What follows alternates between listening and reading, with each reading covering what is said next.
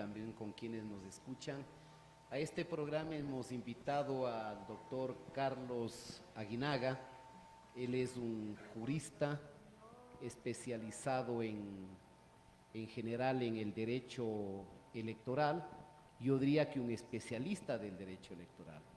Trabajó varios años con uno de los vocales del Tribunal Supremo Electoral de larga recordación, ya fallecido, doctor Tito Cabezas, una eminencia y un hombre íntegro. Y luego Carlos Aguinaga fue vocal y también presidente del entonces Tribunal Supremo Electoral. De tal manera que es la persona más adecuada para que hoy comparta con ustedes las respuestas a las inquietudes que le vamos a formular respecto a todo lo que está pasando. Voy a hacer una primera pregunta para que luego Ivette tenga la siguiente posta.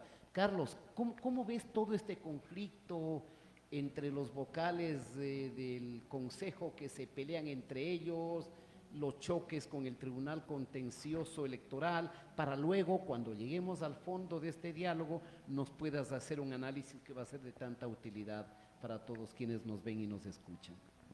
En primer lugar, agradecerte, Ivette, agradecer a Ramiro la invitación al programa. Para mí es un gusto el compartir con los internautas, con todos los que siguen en redes de este canal, Blue Channel, desearles un año venturoso, un año lleno de salud, especialmente en aras de la pandemia, digamos, con esta pandemia de por medio y las prevenciones que debemos tomar.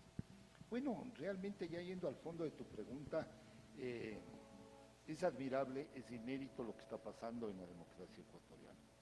No hemos llegado a este punto de conflicto, de confrontación entre los dos órganos bicéfalos que integran la función electoral.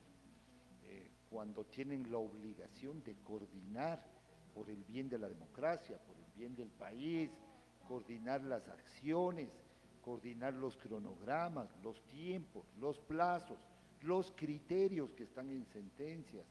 Realmente ha habido mucha conflictividad interna en el Consejo Nacional Electoral entre los vocales, y hoy se suma esta conflictividad entre el Tribunal Contencioso Electoral y el Consejo Nacional Electoral.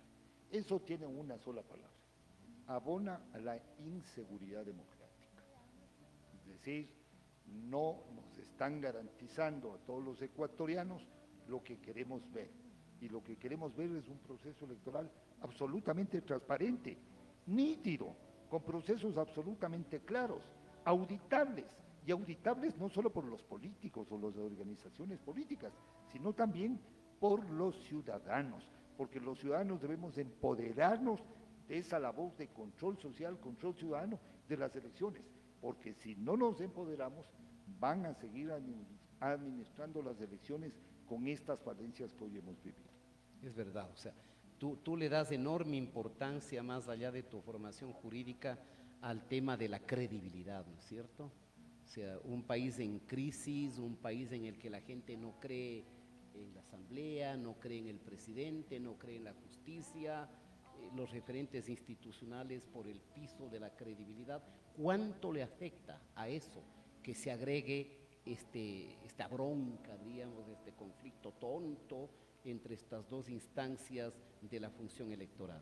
Bueno, le afecta desde el diseño institucional, porque si tenemos un sistema de organizaciones políticas, porque realmente régimen o sistema de partidos en el Ecuador no reúne las condiciones técnicas y doctrinarias que debería reunir, y además los ciudadanos no escogemos candidatos, nos dan escogiendo grupos pequeños de clientelares y administradores y familiares y empresariales que son dueños de los partidos, y hay estos partidos de papel.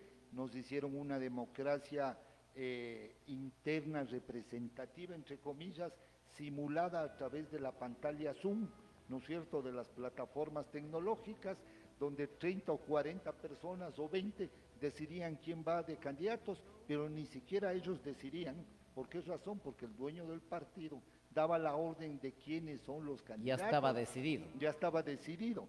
Entonces, realmente no hay democracia, y los ciudadanos nos vemos obligados a votar ¿no es cierto?, por este tipo de candidatos. Entonces, está erosionada realmente desde la legitimidad de origen, la formación de esta voluntad político-electoral y la credibilidad de las instituciones ha sido minada porque no se garantiza la independencia ni la autonomía de sus decisiones, ¿no es cierto? Cuando uno llega a un órgano electoral, muchas veces tiene que apartarse de el respaldo político que se tenía, ¿no es cierto?, o que se tiene para adoptar resoluciones generales, de que prevalezca el bien común, por sobre los intereses de carácter particular en la participación.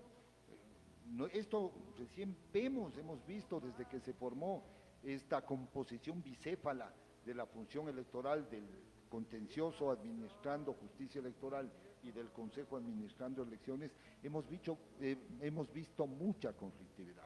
Tú te acordarás, cuando éramos Tribunal Supremo Electoral, representábamos a 7 fuerzas políticas, habría un equilibrio de pesos y contrapesos, y obviamente con madurez democrática les decíamos a los dirigentes políticos, esto no hay cómo hacer, porque esto transgrede el sistema, el proceso, hay que buscar transparencia, y había el respeto de la clase política sobre sus representados en los órganos electorales. Había una especie de control, no sé si podríamos decir, no interorgánico, pero al menos interpersonal, ¿no? Claro. Cada uno se vigilaba y no había travesuras, y no había desmanes, no había abusos, no había discrecionalidad, no había opacidad, que es lo que también existe hoy.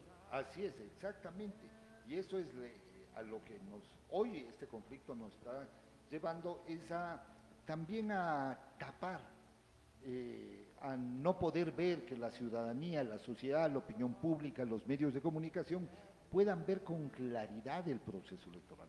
Porque el proceso electoral no tiene que estar centrado en la participación de determinada persona o no, por más dinero que tenga, ¿no es cierto? Me encanta lo que acabas de decir, me encanta lo que acabas de decir. Debe estar centrado en la participación de los que deben participar dentro de los tiempos y cronogramas establecidos. O sea, ¿cómo es posible que una sentencia le diga a la autoridad administrativa, vea, ponga usted los plazos que usted quiera? Claro, extienda nomás. Extienda nomás, haga los plazos para democracia interna 5 días, para calificación 13. Hoy ni las sábanas hay como extender tanto. Entonces, realmente cayeron en esta, yo diría, trampa, no sé, en esta vorágine. en este fallo lógica. Fuera de la lógica Correcto. Jurídica y política cayeron Pero los ¿y miembros esto del Consejo. quién, doctor? ¿No? ¿Quién abre estas puertas? ¿Por qué cayeron? Porque los miembros del Consejo ninguno es abogado. Sí, ninguno es abogado, muy mal asesorados, porque además del fallo de esta causa 80 del Movimiento Justicia Social, que es un movimiento de papel, un partido de papel, cuestionado en su legitimidad de origen. Perdón, es el famoso movimiento de Pamela Martínez, la tesorera de la orgía de los sobornos, ¿no? Del marido. Del marido del ya. expresidente del colegio. Eso es bueno, que quienes nos escuchan Claro, y sepamos. nos oigan, sepan, ¿no? Entonces, el tema es que, si bien es cierto, nos guste o no, la parte fundamental de la sentencia, que era, yo le eliminé del registro de partidos políticos a Justicia Social como órgano administrativo electoral, la sentencia le restituyó. Bien, nos guste o no nos guste, aquí está restituida. No hay ningún inconveniente, no hay ningún problema en que se restituya, venga la vida jurídica. El problema son las medidas de reparación. Correcto. Esas medidas de reparación tienen la imposibilidad legal de ejecutarlas, porque no podían establecer vía acto administrativo plazos que están en la ley de elecciones, en el Código de la Democracia, y por razones de imposibilidad material, todos los plazos, porque si yo soy sujeto político, soy del partido X, yo puedo impugnar ahorita una candidatura, tengo el derecho de objeción, tengo el derecho de impugnación, y eso iba a empatar con las elecciones, pero adicionalmente hay que hacer una serie de actividades técnicas, no solo es la impresión de papeletas, es el diseño del sistema informático, es la impresión de las actas de escrutinio, es la capacitación, ¿no es cierto? es el monitoreo de la promoción electoral. Es el escrutinio. Es el escrutinio, entonces realmente había imposibilidad material y este fallo lo que abonó es a la inseguridad jurídica electoral. No, primera vez que veo dictar un fallo de un tema de extinción y vida de un partido político, en la cual la causa principal era una inexistente, que es inscripción de candidaturas. Así es.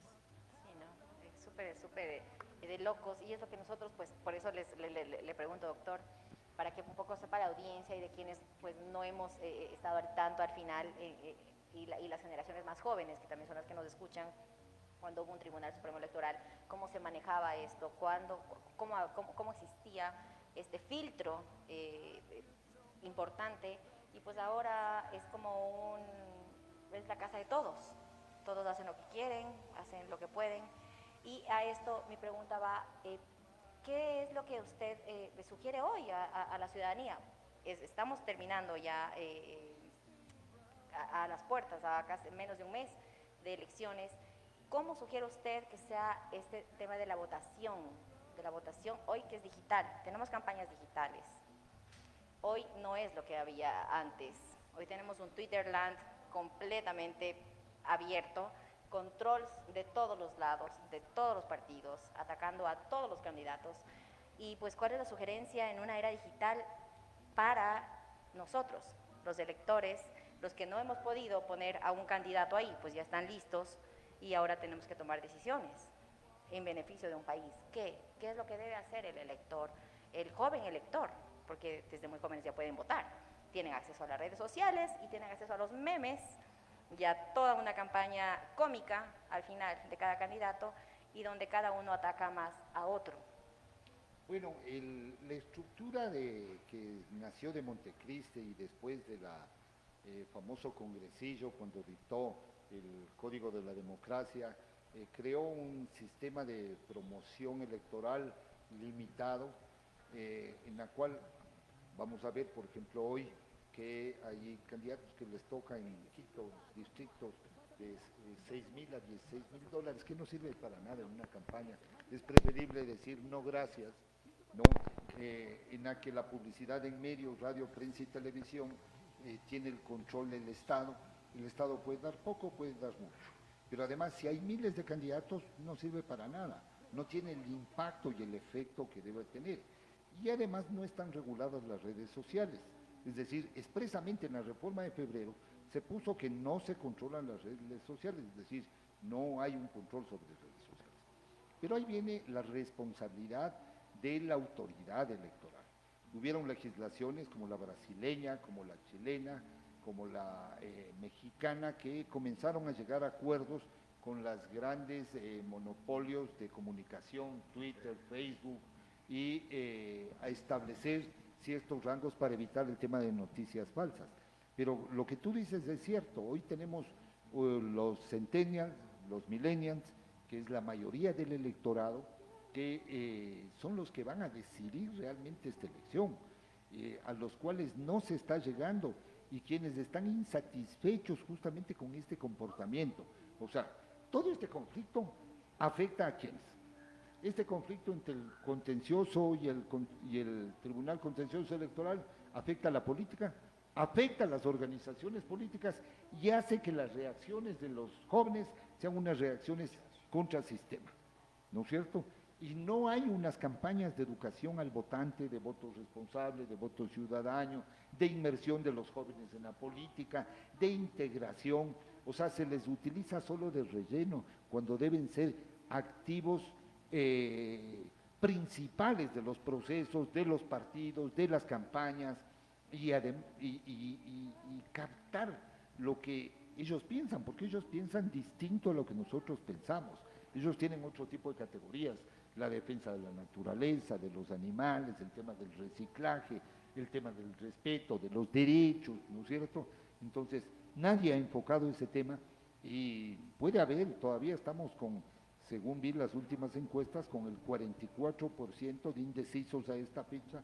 Es un porcentaje alto y no sabemos qué vaya a pasar. Y obviamente este fenómeno del señor Noboa podía producir un voto millennials, mayoritario, sin sentido, sin pensar, obviamente sin un análisis democrático derivado de una madurez política de los ciudadanos, sino más bien del cansancio de la clase política y del sistema. Carlos,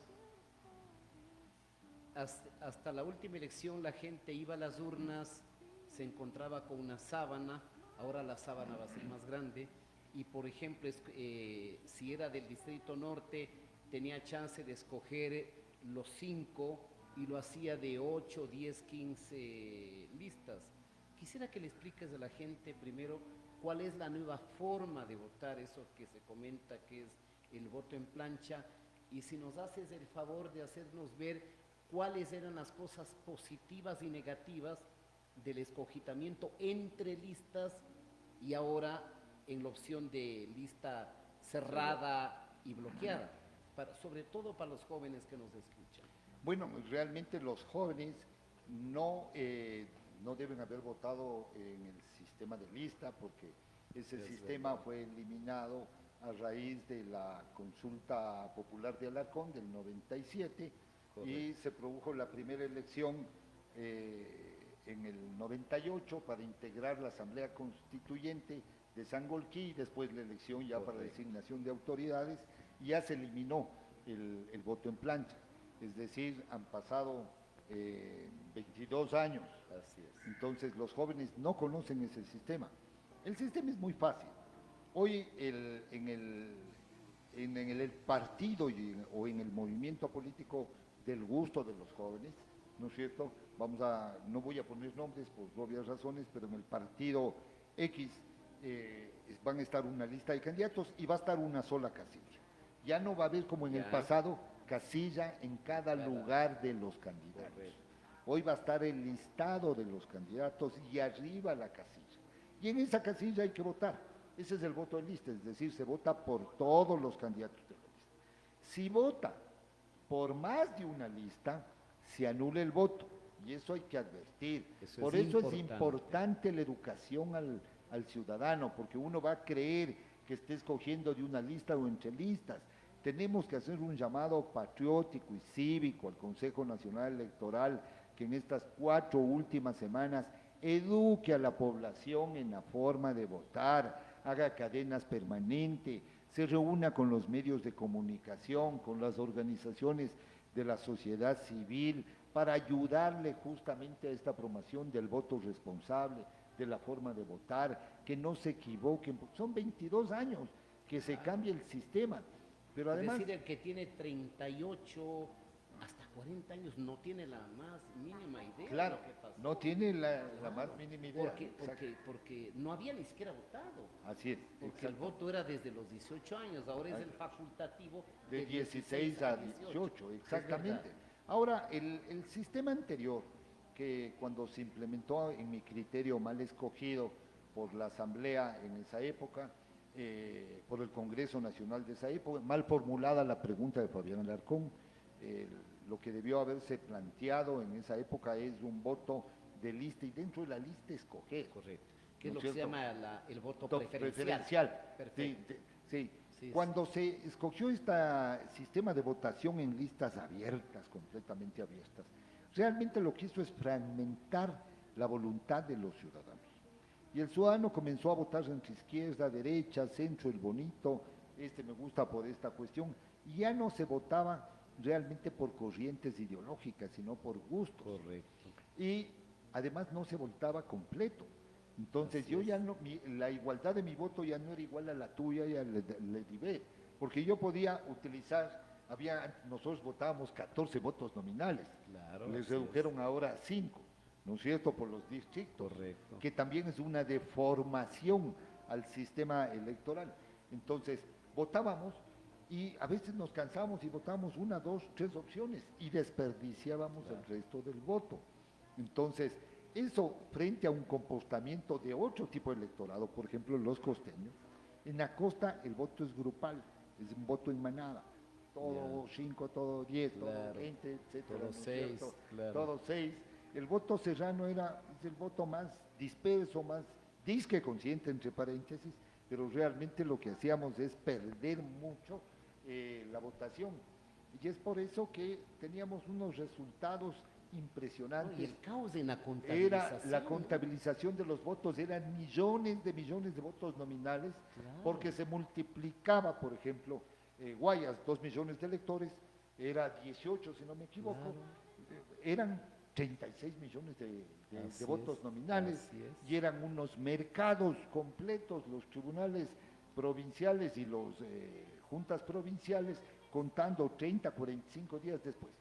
Con este sistema va a facilitar mucho la contabilidad. Antes que pases al de plancha, diríamos, el problema era que si bien la Constitución dice el voto es igual, el problema era que aquel que quería discriminar no utilizaba su voto, utilizaba un pedacito de Así su es. voto, ¿no es cierto? Sí, Sí, exactamente. si tú escogías 3 de un distrito de 15, estabas utilizando el 33% de tu potencial de voto. Te Exacto. castigaba. Un tercio.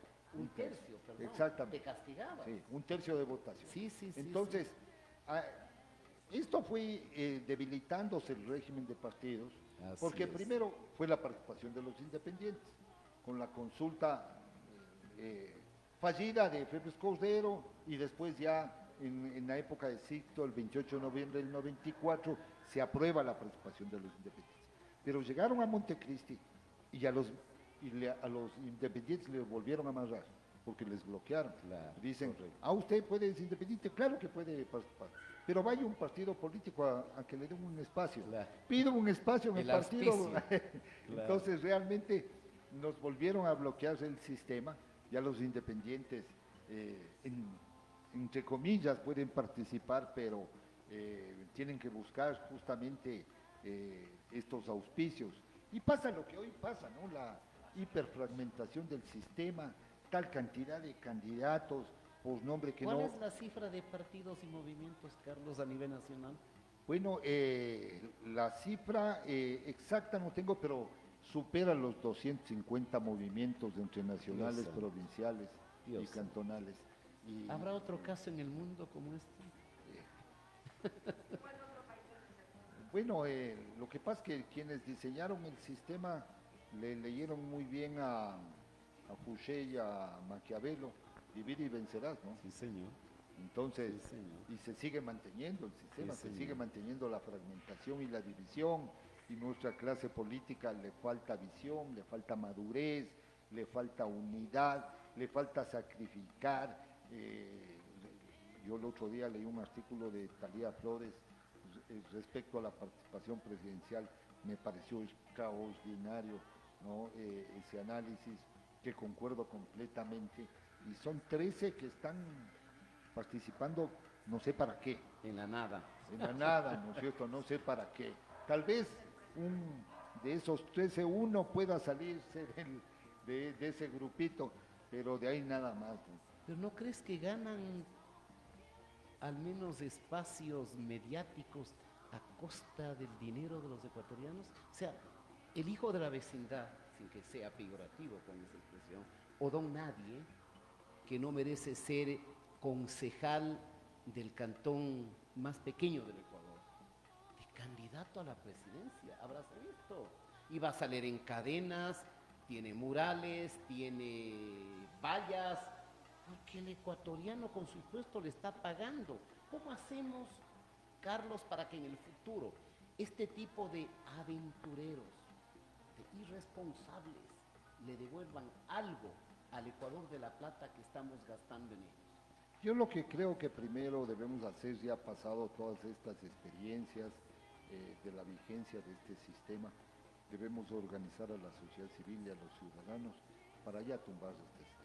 No esperemos de una asamblea que va a tener los mismos niveles de credibilidad que la actual, porque como son candidatos impuestos, son personas que obedecen consignas, realmente tenemos que organizarle a la sociedad para que sea la ciudadanía, que ejerza ciudadanía política, sí, y establecer los cambios vía iniciativas normativas ciudadanas, vía consultas populares, ¿no es cierto?, bajo la recolección de firmas, porque ya hemos ido fracasados de tumbo en tumbo, la sociedad y la democracia cada vez se va debilitando, se va enfermando. Tenemos una democracia bastante débil, enferma, agobiada por la crisis económica, la crisis social, la crisis de salud mundial, que Dios quiera que podamos superar y combatir rápidamente esto, pero según las muestras de lo que está pasando en el resto de países del mundo, esto todavía está muy lejano.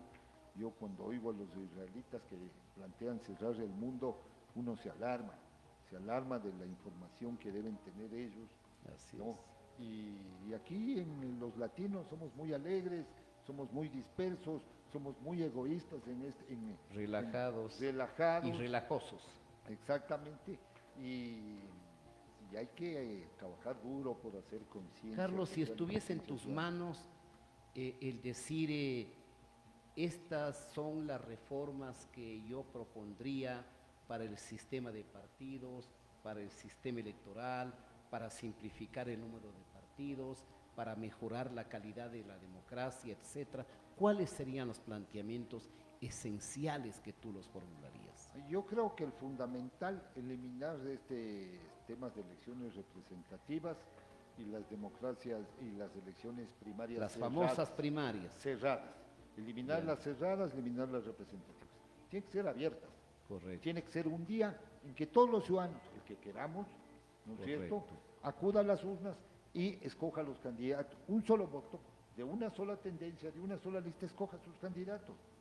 Y que salgan no los designados por las organizaciones políticas, Sino los que tengan mayor apoyo de las elecciones ciudadanos. abiertas. Perfecto. Exactamente. Es una muy buena idea. Ahí comenzamos un poco a democratizar y a fortalecer a las organizaciones políticas, ¿no es cierto? Porque el otro problema es que cuando se abrió el problema de la participación de los independientes, todo el mundo salió de los partidos tradicionales Así es. a buscar sus espacios y sus islas de poder y a formar un montón de organizaciones Así políticas, es. ¿no es cierto? Antes habían menos, entonces había un promedio entre 6 y 10 organizaciones y eso era lo normal y ahí nos conducíamos bajo ese aspecto y espectro. Hoy es evidente que tenemos una proliferación de movimientos, de organizaciones y más grave aún en la sierra, porque en la costa siempre ha habido populismo y derecha. Así La es. izquierda no ha calado mucho en la costa, en cambio en la sierra hay todos los varios pintos de todas las tendencias ideológicas, colores, sabores. Es impresionante cuando uno comienza a ver la creación de los partidos, su origen desde 1979 acá, y vamos a encontrar que realmente la falta de inteligencia política ha sido en la sierra. Esa es la una idea, elecciones, para resumir, primarias abiertas. Ya. ¿Qué otra propuesta formular? Yo eliminaría el tema de los distritos. Perfecto. Los distritos ¿No les dejarías para los comicios locales o tampoco? podría ser, por ejemplo, en la democracia local puede ser más útil. Correcto. O sea, puede ser más útil vincular el distrito con la democracia local, porque Correcto. ahí el tema de ciudadanía, de las juntas parroquiales, de la obra, o sea, podría... Y de las demandas, de las Exactamente, expectativas de sí. cada sector. No, ¿Por qué abogarías la eliminación de las circunscripciones a nivel parlamentario? Porque en distritos pequeños distorsiona cualquier fórmula de representación, Correcto. sea DON, sea imperial, y sea cocientes y recibos, sea cualquier fórmula que esté imperando va a distorsionar. Entonces hay que tener distritos medianos y grandes Correcto. para escoger. ¿Los medianos qué número tiene? De 6 a 10 Ya. y mayor de 10 los Ya. grandes, ¿no? Más o menos. Siguiendo la clasificación de Nolen, ¿no? Que es Claro, sí, uno sí, de los Nolen mayores y expertos. creo que también Sartori, creo que Sí, plantea Giovanni eso, Sartori, sí, sí. ellos Sobre tienen- todo Dieter Nolen, que Exactamente. debe ser el mayor sabio en derecho electoral. Es alemán, ¿no? Sí, sí. Sí, sí, pero muy conocido en el mundo y sobre todo en América Latina. ¿Tú quieres hacer una pregunta? Vamos. Gracias, mi estimado Ramiro.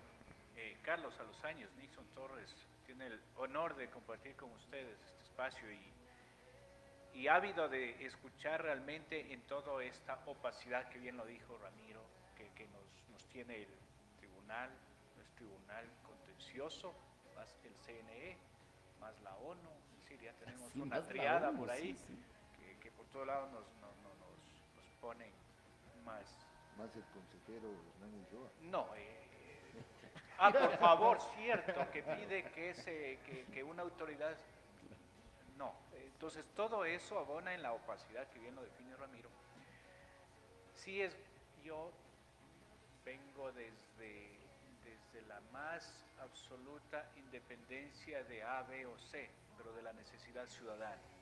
Díganos soluciones, más allá de si se va Pedro, se queda Juan, se fue.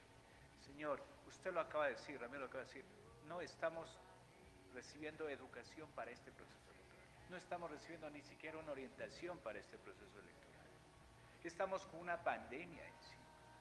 Estamos todos con otras urgencias y con un tema urgente de elegir un buen presidente, no cualquier presidente.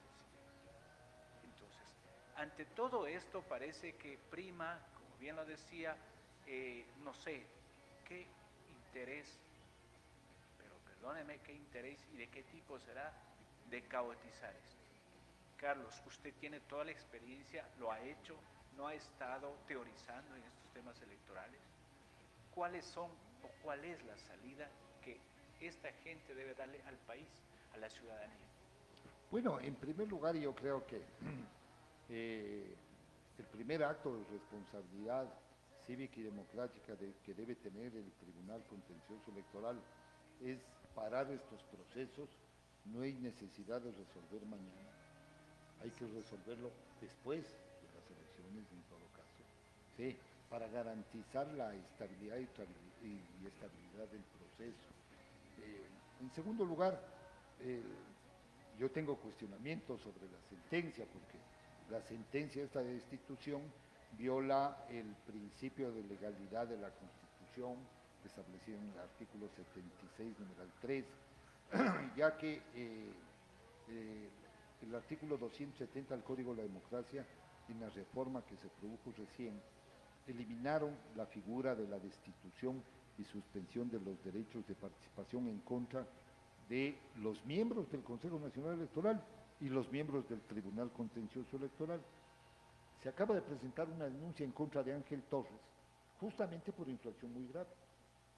Entonces hay que ver si es que ahora le van a dictar por infracción muy grave también la sanción de destitución, si es que se cumplen los presupuestos. Porque él está violando, ¿no?, una parte del numeral tercero del 270. Claro, entonces, evidentemente, veo que ya ha presentado un doctor Pérez, estuve leyendo, no alcancé a leer hoy en su totalidad, me leí la sentencia de 74 páginas anoche, me he leído todas las sentencias de los casos de justicia social, que no es uno, es el caso 80, más el caso 131, y bien es importante lo que tú dices, hay que darle salidas a esta crisis, y a esta crisis se le da uno invocando a que, por favor, ahorita no necesitamos que nos resuelvan este conflicto entre ustedes, porque ustedes nos provocaron el conflicto. Ahorita hay que darle respuestas a la sociedad, a los ciudadanos, al tema de la educación, al tema del control del uso del dinero en efectivo y en especie en esta campaña, porque ahorita se está comprando conciencias, y hay que decirlo con absoluta claridad, están yendo a ofrecer plata por voto. Entonces eso es un delito tipificado en el Código Orgánico Integral Penal. Lo más grave. Hay un señor que dijo que les ofrece $1,000 en la primera semana a 1 millón de familias. Eso puede ser calificado como tentativa de peculado, Sin duda. ¿no es cierto? Obviamente, pero es un tema de responsabilidad. Yo recuerdo también en este mismo periodo de esta organización bicéfala del Consejo Nacional Electoral y Tribunal Contencioso Electoral, que un consejo calificaba el contenido de los spots y no dejaba, y decía, no, usted no puede decir eso. Terrible. No. En cambio ahora...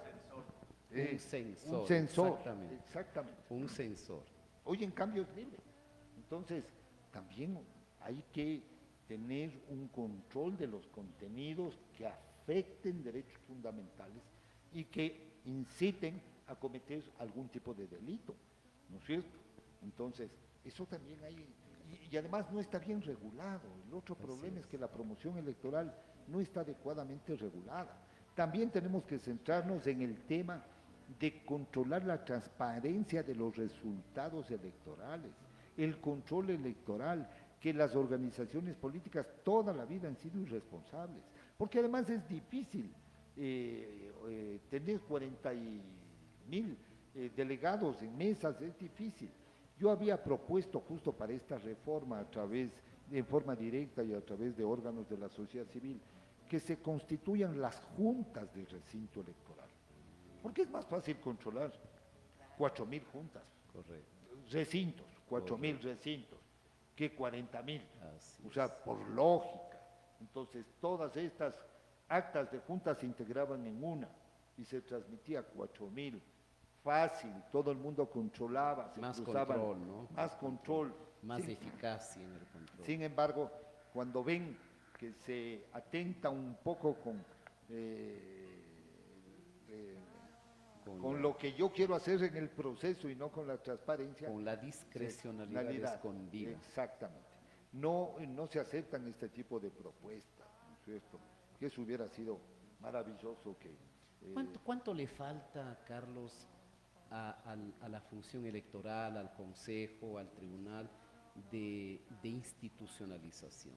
Porque la impresión que yo tengo es que cada vez que van los miembros del Consejo Electoral van como a colonizar. Todo el mundo lleva su clientela, sus parientes, me dicen por ahí, realmente me ha dicho que hay más de una persona que diezma, es decir, que pone gente y le pide por otro lado dinero, la corrupción está bien podrida. ¿No le hace falta a la función electoral mayor institucionalidad para que impere más la técnica que la discrecionalidad política? Sí, bueno, quisimos hacerlo en nuestra época, el tema de la carrera electoral. Correcto. ¿No?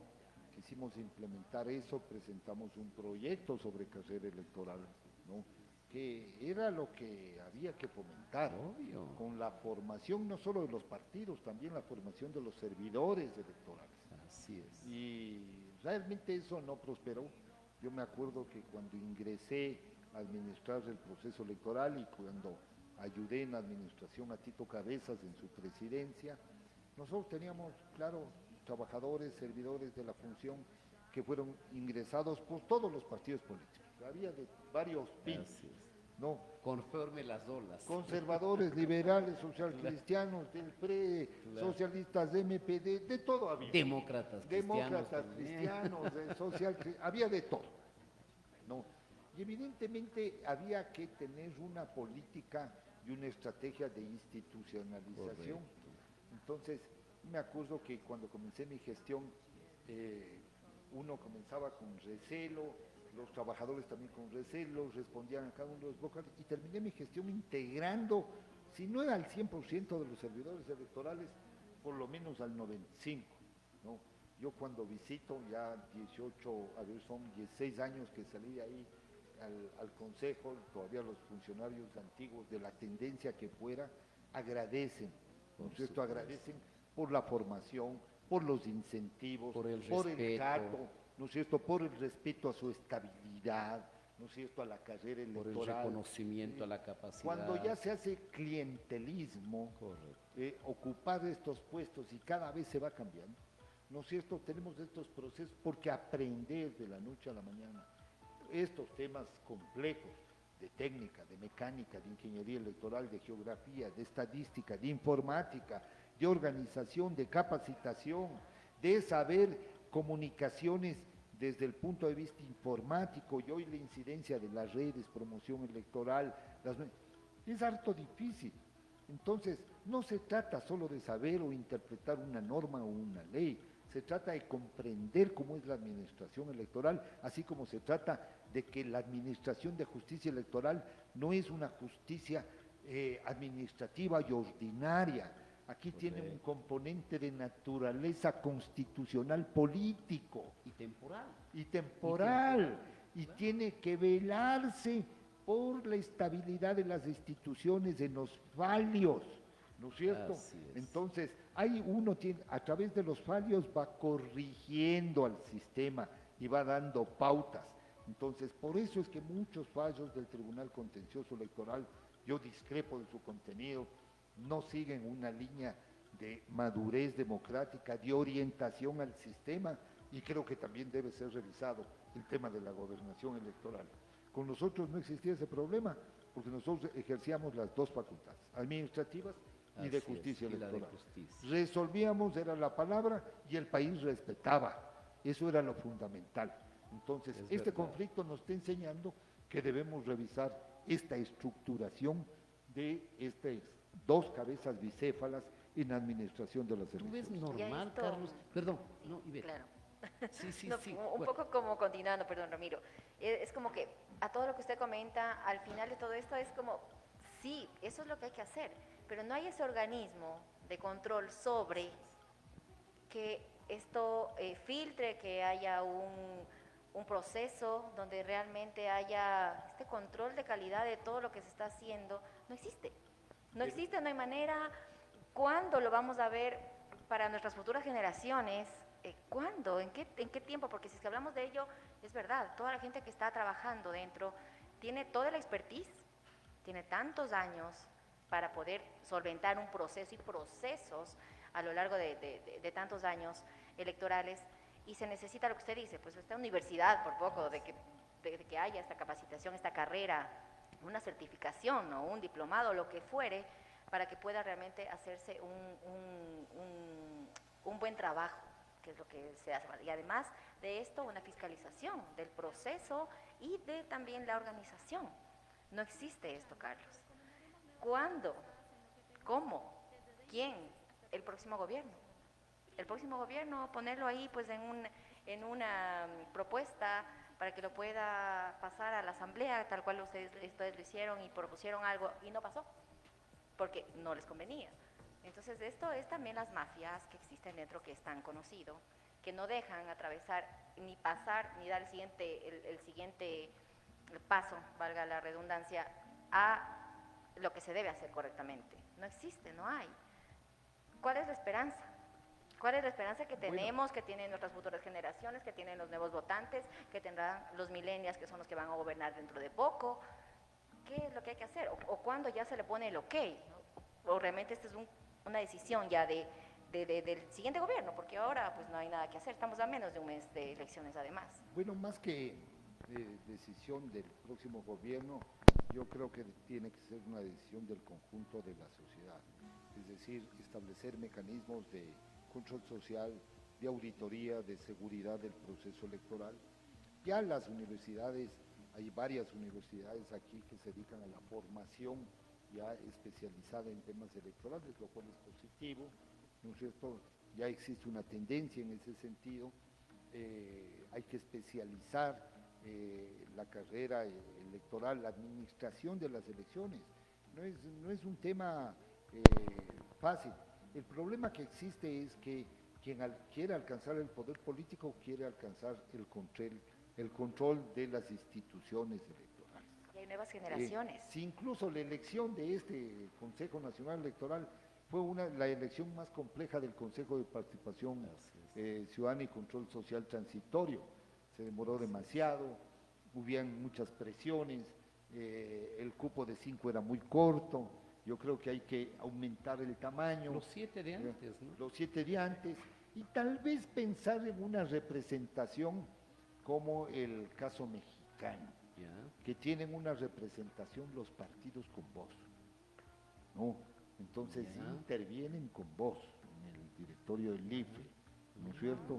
Entonces, es un tema interesante porque eso permite tener un debate de altura, Nutres el controles, debate, ¿no? nutres el debate, ahí se generan las alertas y controles justamente para corregir el sistema. ¿No sería eso equivalente al famoso consejo ¿Consultivo? consultivo? No, el consejo consultivo le llaman cuando quieren. Ya. En cambio, esto forma parte Como un de... plenario. Son miembros plenos Ya. del pleno Con del voz. Consejo Nacional Electoral. Unos con voz y voto Ya. y otros solo con voz. Interesante. Interesante. Entonces, a mí me parece Es que una fue buena idea. mejor A replicar. que estas audiencias públicas, porque esto de las audiencias públicas, a través de las redes sociales, ha distorsionado mucho el conflicto. Lo malo le convierten en bueno, lo bueno en malo. Así es. ¿no es cierto? Y Más explota. es mediático. Más es mediático, Disfraz. es muy frágil este Claro. sistema, eso no es transparencia, eso es utilización perversa de los contenidos de la sesión Ya. para que estén en exposición pública.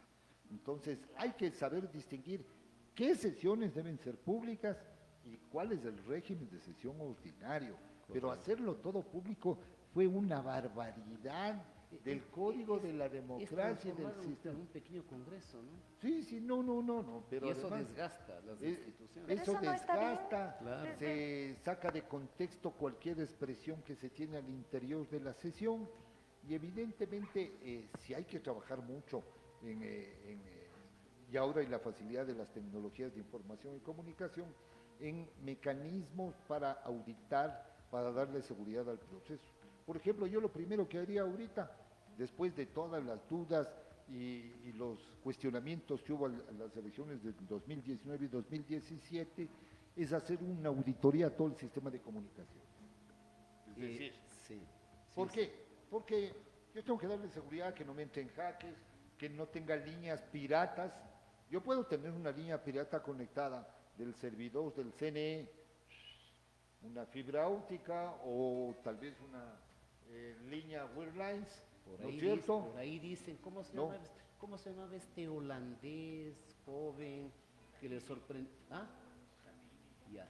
Por ahí se comenta que ese señor, entre las tareas que tenía, es echarle un clic al sistema informático y, oh sorpresa, siempre ganaba Correa las elecciones.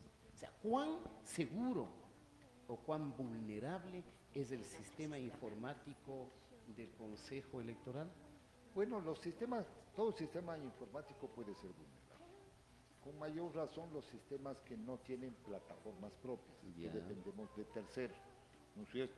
Dependemos de proveedores y dependemos de arquitectura externa, ¿no es cierto? Ya. Si bien es cierto, ahí los sistemas informáticos electorales también no tienen unificados una base de datos, trabajan con varias bases de datos. Y no debe tener dispositivos de seguridad Y anti-hackeo. obviamente hay que tener dispositivos de alta seguridad, hay que encriptar toda la información, el viaje de la información, hay que tener códigos que pocas personas deben tenerlo. Entonces, por ejemplo, este sistema de publicación y transmisión de resultados que está vigente en el Consejo Nacional Electoral, que se utiliza ya algunos años, es una copia del sistema que yo empleé, pero solo para transmisión de resultados electorales, el TREP. Pero nosotros en el centro de mando unificado y en el centro de consolidación no dejamos entrar a nadie, ni los vocales. Tenían que entrar con autorización. Y yo autorizaba si entran o no entran. Y obviamente los códigos que se tenían para trasladar la información no sabía nadie. Y eso era brindarle de seguridad. Y teníamos un sistema de auditoría a través de una universidad de Santander, la UIS de Santander, que tenía un chévere sistema de auditoría electoral y de los sistemas informáticos con alarmas. Entonces, yo no he visto aquí implementación tecnológica de esa... No, sí tenía una... No, perdón, te tengo que corregir. Había una gran implementación y la controlaba esta señora de Venezuela, pues no me acuerdo el nombre. Tibisay. Tibisay, pues, la que le pone 80% de los votos al señor Chávez, al señor. Ella venía como asesora, la traía el señor Patiño. Ese era el Ecuador, ese es el Ecuador que nos han dejado. Bueno, sí, hay que tener mucho cuidado en los sistemas electorales, quienes también conocemos de sistemas informáticos, de sistemas de comunicación, de tecnologías disruptivas y todo lo que hoy ocurre en el mundo virtual, en el mundo digital, en el mundo electrónico. La recomendación que yo hago es, por favor, fíjense muy bien, o sea, cada consejero debe saber cómo opera el sistema, los partidos deben saber cómo opera el sistema. No les digo que entreguen los códigos fuentes, pero sí digan cuáles son las condiciones de seguridad. Auditorías internacionales, técnicas. Sí, pero la veedurías. mejor auditoría que puede existir es lo que me acuerdo que implementé en la segunda vuelta electoral en la administración de Patricio Vivanco, Ya. ¿no? Se decidía la votación entre Maguad y El señor y- Álvaro Novoa. y Novoa. Y yo El no- señor Novoa dice que le han robado. no, eso fue clarísimo. Se les autorizó, yo no era vocal, era Ya. asesor de la presidencia, pero se les autorizó poner una copiadora a cada uno de las dignatarios. Una copiadora, en esa época no había la tecnología de Ya. hoy, una copiadora a la candidatura de Maguad y una copiadora al señor Novoa. Y cada quien sacaba las copias de sus actas. Se iba aprobando y se iba sacando la copia. Todo el mundo tenía el 100% de las actas. Fíjate tú, eso es bueno que escuche a la gente. Entonces, Porque el señor Novoa anda diciendo que le han robado. Bueno, el señor Novoa puede decir cualquier cosa en realidad. Entonces, ahí se les permitió esta democratización de la información. Y hoy igual se puede hacer lo mismo. Así es. Sale el acta y se entrega, no digo que a los 16, porque es un desperdicio entregar a estos candidatos A, de a las papel. miniaturas no, se debe entregar. Pero yo sí creo que A las candidatos que candidaturas superan el representativas. 10% Correcto. debería entregarse a cada uno copia íntegra del Correcto. 100% de las actas. ¿Qué mayor transparencia que eso? Perfecto. ¿No es cierto? Oye, E ir quizás, auditando. quizá la señora Tamaí nos esté viendo o quizá después usted, Ivette, le manda un extracto porque este Mandarle un consejo arroba. del doctor Aguinaga me parece absolutamente pertinente en la línea de la transparencia. Yo me comprometo a enviar un comunicado personal respecto a este planteamiento y obviamente hablar con la presidenta. Perfecto. Porque hay que darle la mayor En transparencia la al línea de proceso. ayudar, ¿no? En la línea de participar para ayudar, no para perturbar. Así es. O sea, lo peor que puede existir es la crítica malsana que trata de dañar y abonar al incendio y a la guerra. Aquí lo que tenemos que hacer es dar ideas y planteamientos que nos permitan saber que estamos eligiendo a un presidente de la República con voluntad, pero tampoco que la voluntad de los ciudadanos sea engañada. Sí, sea torcida, porque cuando los políticos engañan a los ciudadanos, ofrecen arroz, ofrecen víveres, ofrecen plata, ofrecen el campeonato de América ofrecen para el casas, Barcelona. ofrecen de todo el tema, ¿no es cierto? Tenemos que hacer conciencia con los jóvenes, con los ciudadanos. Por ejemplo, aquí se pudo haber integrado este proceso electoral en esta pandemia con una facilidad absoluta a los jóvenes. Yo, ¿qué hice en mi proceso? Yo no pagué un centavo a ningún miembro de la Junta Receptora del Voto. Hoy se les paga, se les viene pagando desde Antes no se pagaba. se pagaba antes Ya. también, pero Ya. yo quité el pago y establecí un sistema de incentivos. Y les dije en los colegios y universidades, a ver, el que quiere participar, venga, que va a haber incentivos de notas.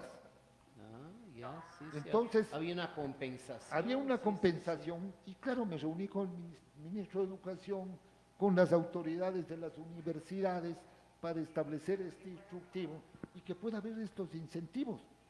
Y a los servidores públicos y privados se les planteó otro incentivo, mucho más interesante que los $10 o $20 que se les pagan, que era darles un día de vacación adicional por cada vuelta electoral.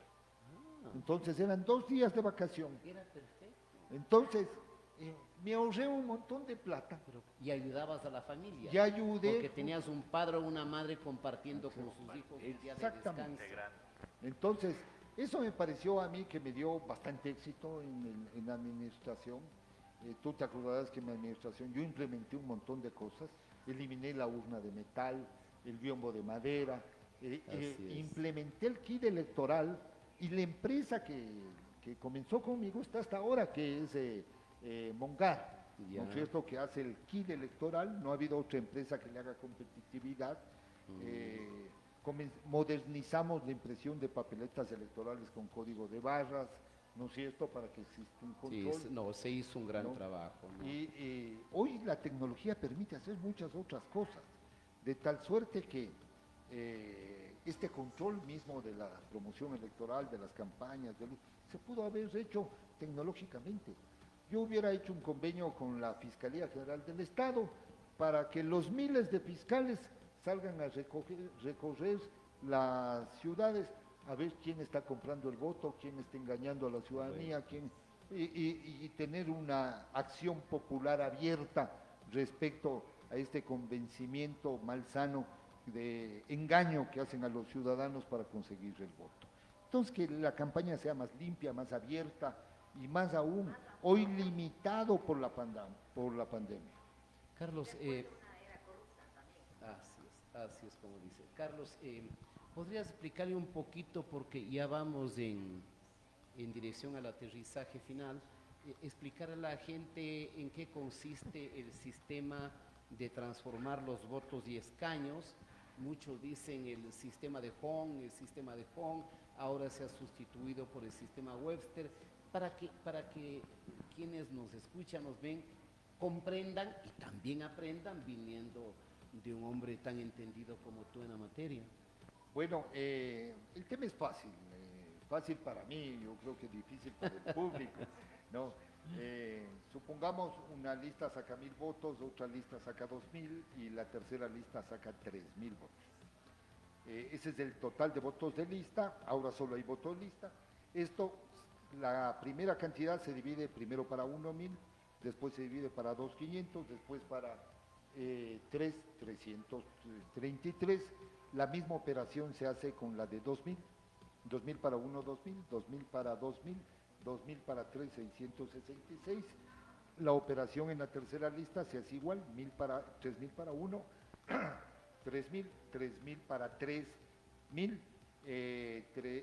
3000 para 5, ¿no es cierto? Que ahí seguiría el siguiente cociente, 600. Entonces se pone en orden ascendente-descendente. Entonces los 5 escaños se distribuyen a las primeras votaciones. Entonces entraría la de 3000, la de 2000, la de 1000, que están las 3 listas, ¿no es cierto? Claro, porque es difícil que bueno, claro. Si el distribuidor, digamos, es 1200, a la segunda le quedaría un excedente, un residuo de 800, que es menos que el 1000 de la tercera. Claro, en consecuencia, exacto. la tercera Entonces, saca 1. la tercera saca 2, porque su segundo cociente, empata. Porque divides para 3. Empatas con el tercer lugar. Sí, correcto. ¿No es cierto? Con la lista de 1000. Ya. Eso, diríamos, es con el sistema Hunt. No, con el Webster. Con el 1, Webster. 3, 5, 7. Perfecto, sí, tienes razón. Webster es el Perdón, hay que eliminarle el 2. No se divide para 2 en el DON, tienes razón. Correcto. Tú. Sí, Ahora se divide para 3. Es decir, ya. de 1000 a 3, pasa a 333, de 2000 a 666 y de 3000 pasa a 1000. Carlos, ¿tú crees que el sistema Webster va a permitir una mayor participación, digamos, en el pastel de la representación a más de 3 organizaciones? A ver, digamos, el distrito norte de Quito, para que se entienda más claro. A ver, bueno, cualquier distrito de 5, ¿no? Lo que va a haber es en el conjunto general, tal vez con relación al DON, una modificación de unos 8 o 10 puestos en la asamblea. En el global, en la totalidad. En el global. Ya. ¿Por qué no va a haber una mayor captación de las minorías, por ejemplo? Correcto. Porque los distritos son muy pequeños. Así es. Son de 5. Así Entonces hay distorsión a cualquier cosa. Correcto. Si los distritos serían más grandes, obviamente las minorías tendrían una mayor representación, es decir, un partido que tiene un 3% podría entrar, ¿sí? Con distritos medianos sí podrían, con grandes, digamos, con distritos medianos tendría que alcanzar un 7 o 8% para que entren en las últimas curules, pero con esta división del electorado, que además es una división antitécnica, porque ¿con qué criterio cogieron la ruralidad y dividieron la urbanidad? ¿Con qué criterio? Cuando los criterios tienen que ser homogéneos. Así es. Tienen que ser de igual tamaño. ¿No? Entonces ahí debieron haber estado mezclados urbanos con rurales. Resulta, mi querido Carlos, que uno de los que diseñaron las circunscripciones del señor Correa, por cierto no va a dar su nombre, me decía, nosotros diseñamos las circunscripciones en Pichincha y en otros sitios calculando el grado de influencia que tenía el correísmo. Hay un nombre a este tipo de trampas que se hacen en los sistemas electorales y creo que se produjo en Estados Unidos. Gerrymandering. Exactamente, exactamente. Es decir, rediseñaban las circunscripciones de algo parecido a una salamandra, creo, ¿no es cierto? Que era para beneficiarse el uno en perjuicio del otro. Exactamente. Mapas de calor, ¿no? Sí. Bueno, Es perfecto tu comparación. ahora las tecnologías pueden utilizar justamente este tema de mapas de calor para ubicar a los colectivos, para ubicar a los electores, para ir a comprar el voto, o sea, Claro. para focalizar, para ponerles en un formulario. El que firme el formulario tendrá el apoyo, la casita, la plata, el dinero, etcétera, etcétera. Sí. Entonces, no ha habido tampoco una estructura de control adecuada, ¿no? Que por lo menos haga algo que les limite estos abusos que se dan en la participación política electoral, que sí me preocupan, y obviamente el diseño siempre de los sistemas electorales y de partidos responde a un interés de control de quien quiere controlar el poder político. Eso es evidente y cierto, y más aún en América Latina.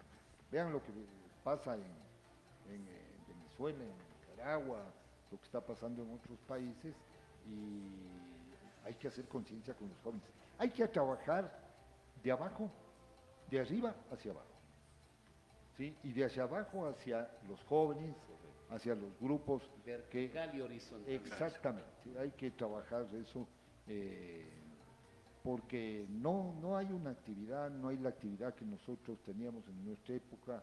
Yo soy muy agradecido de la formación de la democracia cristiana, la formación que nos dieron política, de capacitación permanente, de formar en los barrios, de ayudar a formar los comités de base, que era un tema ideológico, era un tema místico, cívico.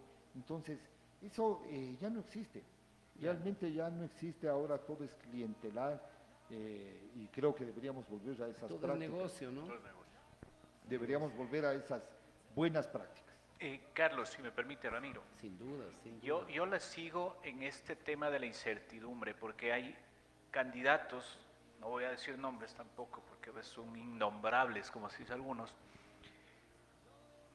que amenazan con llegar a la asamblea con unas credenciales nada presentables. Y me preocupaba con esto del método, porque es que beneficia a las minorías. Orientar y educar al votante. A ver, Imagínate que por ahí con un 5% se asome un señor que, perdóname, un poco más y tiene que estar guardado, pero Verán, guardado bien. Yo lo que creo es que va a beneficiar a las primeras mayorías, ¿no es cierto? Porque el distrito es pequeño, ¿no es cierto? Entonces, van a estar ahí las tres primeras minorías, digamos, porque no ha habido todavía, no va a haber una mayoría absoluta, va a haber mucha dispersión, fragmentación de la asamblea, eso va a ocurrir. Perdón, Y el otro tema, perdón, Carlos, en esa fragmentación de la asamblea viene el tema que Ramiro lo ha manejado, tú lo manejas, gobernabilidad. Vas a tener un presidente con 5 o 6 mayorías, 5 o 6 grupos grandes de asambleístas. ¿Cómo logras con esos 5 o 6 grupos grandes armar leyes? a ver, el tema es que ya vivimos en la democracia Es lo uno, es lo ecuatoriana, otro, claro. ya vivimos asambleas La hegemonía. con hegemonía, y el resultado Los 10 años del que sabemos. claro, estamos viendo. Claro. Y es preferible el que sea un poquito más fragmentado, es decir, tener un sistema de partidos moderado. ¿Qué quiere decir eso? Entre 5 y máximo 10. ¿No es cierto? Eso es moderado. Porque eso obliga a consensos, obliga a acuerdos, y los acuerdos obliga a construir mejores políticas. Cuando controla el partido gobierno, la asamblea, ¿no es cierto? Estamos sujetos a la imposición de las mayorías, y en democracias latinas no hay el respeto a las minorías, ¿no es cierto? No se produce ese respeto y ese equilibrio que debe existir. De tal suerte que, ojalá, esperemos que trabajemos de aquí. Yo les invito a ustedes, invito a Ramiro a trabajar todos los días, las 24 horas del día, en esta forma de arriba hacia abajo, izquierda, derecha, horizontal, vertical, en difundir, en enseñar a la ciudadanía, en clarificar, en una forma positiva los temas, porque eso es lo que tenemos que construir, tratar de construir una democracia madura, porque la democracia ecuatoriana no es madura, lamentablemente, no hay madurez en la democracia. Oye, Carlos, ya va a dar la despedida luego y ver. Este programa para mí ha sido una clase que nos ha permitido aprender de ti, comprender la complejidad de algunos problemas. Esta ha sido, por cierto, la primera invitación, pero te garantizamos que no va a ser la última. Encantado. Sería genial. Avanzando y ver las si elecciones con hay que cierta llamarlos periodicidad nuevamente. le invitamos a Carlos para discutir los analizando qué problemas pasa. de la democracia, porque yo siempre sostengo que este es un país que no debate los temas, debate las personas. Entonces viene el insulto, la adjetivación, la descalificación personal, más que el debate de las ideas. Entonces, de mi parte, pues siempre serás bienvenido a este programa, y si hay que poner una la calificación a este programa es 20 sobre 20, Perfecto, no cabe duda. así es. Yo me quedo muy contento y satisfecho, Carlos, y aprovecho la oportunidad para decirle a la gente, vivimos un momento muy oscuro de la política.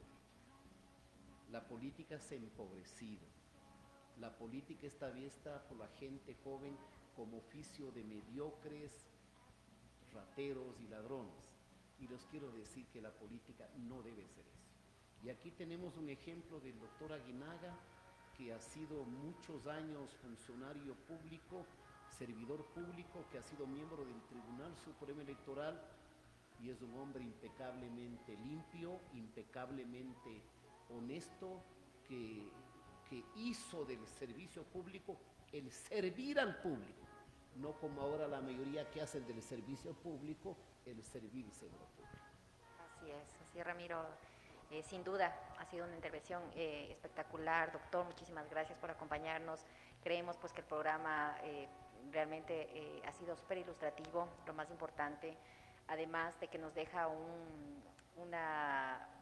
ese sabor de esperanza, sin duda, de que se pueden hacer bien las cosas y de que se hicieron bien las cosas. Y en una década, esa década del horror, fue totalmente esto transgredido, y pues podemos retomar con nuevas propuestas, con que se puedan tomar en un nuevo gobierno.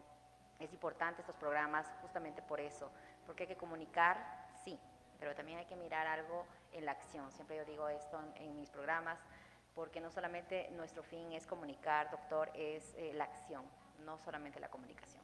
Hay algo que hacer, entonces pongámonos a hacer algo. Cuenta con nosotros como medio, hagamos espacios educativos, tenemos el portal, hoy todo es digital, está el canal de YouTube, hay que ilustrar a la ciudadanía, tenemos generaciones que son nuestros hijos, nuestros nietos, que pues a qué mundo les vamos a dejar, como siempre hemos dicho en el transcurso de este espacio, que es mirar la política ecuatoriana, y la política ecuatoriana está vulnerada, además de que hay un país realmente afectado con la corrupción, y la corrupción está en la política sin duda, y eso hay que sanear. Así que, doctor, muchísimas gracias por estar con nosotros. Le espero nuevamente. Esta es su casa, doctor. Gracias, Ivette, gracias, Ramiro. Gracias, por invitarme realmente, y cuenten conmigo las veces que sean. Cuenten con Voces por la Democracia, que es un colectivo que lo formamos justamente para expresar voces de alerta, de comunicación, de recomendaciones al proceso electoral, y esperemos madurar más aún los objetivos del colectivo, pero en lo personal yo estaré en el momento que ustedes me necesiten. Doctor, muy gentil. Gracias. Gracias, Carlos. Muchas gracias, Carlos. Realmente ha sido pedagógico, constructivo y siempre bien intencionado. Bienvenido. Debería haber foro realmente que invite a gente con buenas intenciones, con ideas, como yo digo, con gente que ya lo ha hecho, no está teorizando, ni imaginando, ni buscando ganar espacio. Felicitaciones, adelante con eso y denos más pedagogía, educación y orientación, porque los electores realmente eso es lo que necesitamos. Ya el tema ideológico es de cada cual, pero si nos cambian las reglas, nos mueven la tabla, nos vuelven locos. Muchas gracias, Ramiro, muchas gracias, Ivette, muchas gracias, Carlos. Ríos donde